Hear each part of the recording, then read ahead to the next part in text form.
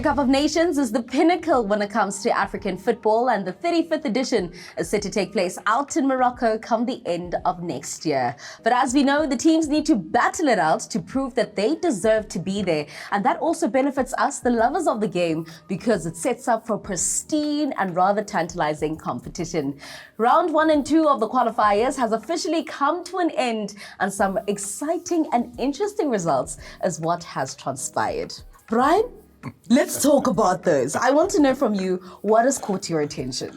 I got to say, the comeback for Zambia to win 3-2. Absolutely. That was the first one for me. Bafana coming back on both matches, to draw 2-2 first of all, and go to South Sudan, where it's not comfortable to play, but eventually working away 3-2 victorious there also. It was a great comeback.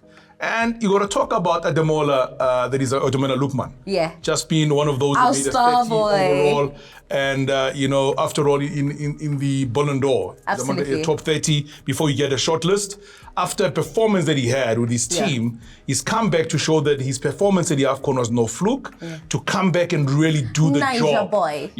Victor Osimhen returning into the squad and scoring a goal also. Those for me were some special moments that I actually experienced in the past few days. But also, you got to talk about a performance for Burkina Faso. Winning 3-1, but standout for me has to be Pedro Goncalves, Angola. Angola, let's talk about them, because a lot of people are saying, when last were they at the AFCON? Why are people not remembering that they were at the previous AFCON? I think the reason is, if you look at the way they went about their business, nobody expected them to actually go out of the group stages. Absolutely. And when they played against Nigeria, they made mistakes, which was why they got eliminated. A lot of people are saying that had he stuck to certain players, it would have been much better. Gilberto, the man that's playing at Pirates now, was one of the key players we actually had. I mean, Zito Luvumbu came in late in the game, and you saw what he did when he played against Nigeria in match as well. So he has been able to rise with a team from under 17 to the senior team. And what Angola has done well, which is, I think, most countries need to look at that. Morocco did it as well. Played players at under 17, under 20, under 23, got them into the CHAN tournament. Successive planning with the players. Then from they get them into the senior national team proper. By the time they get there, they've gone through the grueling work of playing in the worst conditions before you get to the senior team. It also causes telepathy amongst the players, right? But I want to take us back. It would be an injustice for me not to talk about South Africa. And the reason why I want to talk about South Africa is the changes that were made within that second game. Right? Let me know as to how that influenced the result that we saw. Because the conversation that's going around is people saying that, but it's because Mamelodi Sundowns is not doing well, that's why it's not performing. So are we really going to praise Pirates for 3 games? It's only been 3 games. Listen, I mean, if you look at how South Africa did well at the AFCON tournament, it's because majority of the players came from one team. And therefore there was telepathy, there was understanding within the team. And that's how we got Ronza to be the best, Exactly. So Ronza got to be the best because he's got his defenders. He played against his 4 players at the back in defense. You had Mukwen in the middle of the park. You had Temba Zwane supporting as well. You also had Morena coming in, bombing forward. You have Aubrey as well. So you had all the options within the team. So when we played the first game against Uganda at home, the fact that you had 2 very inexperienced players in the center defense was the first problem we had.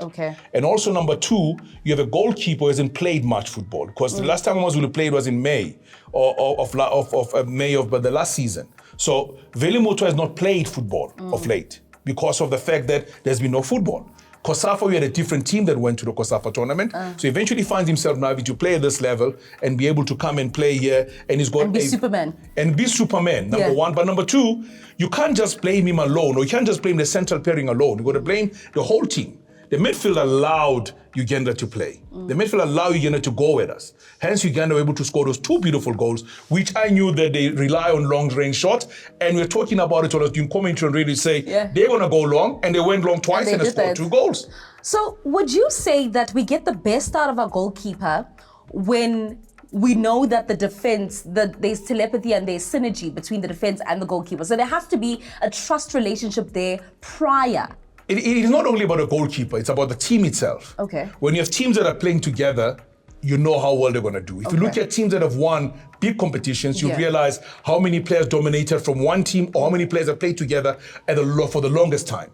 So that becomes a huge thing. To gel, telepathy, know what your team is going to do next. Yeah. You get to understand those things. That is why when you got Mbata coming into the game, when they played the first game against Uganda at home, he was able to get them score a goal late and just outside the penalty area. The second goal he scored also in the match when they played against South Sudan. Similar goal.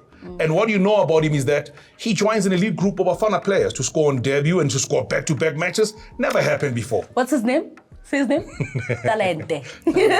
Talente. Yeah, no. I mean, the parents, when they gave him the name, they knew what they were doing. talking about there. I want us to talk about now the Maghreb region. Yeah. It's very tricky now based on the results that Egypt and Morocco got. Yeah. What does it mean for them and their prospects going into the AFCON? Is it still alive? Is it still a reality? Listen, I mean, you talk about Morocco, they're the host, so they're guaranteed a place in AFCON. More so Egypt. Yeah, also Egypt, but you're also talking about the other countries from the Maghreb region. Yeah. Tunisia, they had to fight back, to win their second game. They won the first game easily. The second game, they had to fight very hard.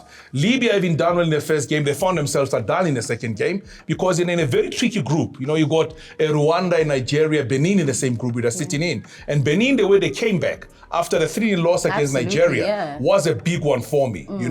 I got to talk about Sadio Mane. Can't put a good man down. I mean, he comes up, delivers the goods for the side also. And also you're talking about Capo Verde. Ryan Mendes. Absolutely love him. We saw him at the previous AFCON. Yeah. We're certainly going to see him at the next AFCON Yeah. because I'm saying that they're going to make it. Like, that's just me. I love Cape Verde. I want to talk We love Cape Verde for different reasons. Oh, you love it because of the women. Way! I want to talk about this, but as we know that the African Cup of Nations is still yet to come, so we will always be building up to it until the competition eventually takes place. Make sure that you go nowhere. When we come back, I talk to Jessica Sonkomo and we answer the trivia question.